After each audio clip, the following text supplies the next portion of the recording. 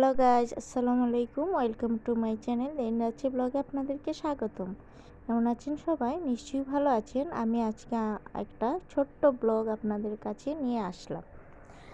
তো গিয়েছিলাম একটু স্বর্ণের মার্কেটে। সেখানে গিয়ে আমরা যে দোকান থেকে সবসময় স্বর্ণ কিনি, সেই দোকানে গিয়েছিলাম। তো আমার কিছু অর্ডারি জিনিস ছিল, সেটা আনতে গিয়েছিলাম।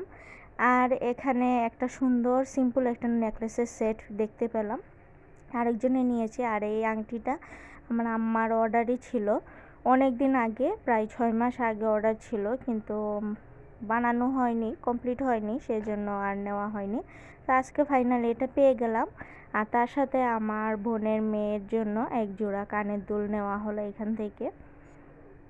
তো এগুলো শেষ করে তারপরে চলে আসলাম আমরা, যেহেতু রোজা ছিলাম, ইফতার করা হয়নি, আমরা মা মেয়ে চলে আসলাম এক মেহমান রেস্টুরেন্টে।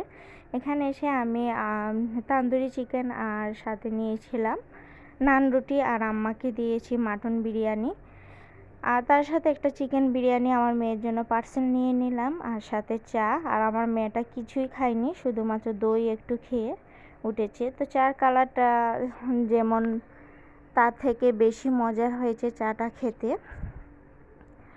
তো সর্বশেষে তো এগুলো তো দেই, আর এগুলো যদি একটু না খেয়ে আসি তাহলে ভালোই লাগে না। এগুলো তো সব রেস্টুরেন্টে দেয়। এই গুয়ামরিটা আমার খুব বেশি ভালো লাগে।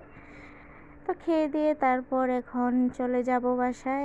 আর এই রেস্টুরেন্টের বিশেষ যে সত্তাটা, সেটা হলো এখানে হান্ডির গরু মাংস পাওয়া যায়। হান্ডির গরু মাংস বা হান্ডি মাংসের জন্য এই রেস্টুরেন্টটা নতুন খুলেছে, মানে একটু ফেমাস।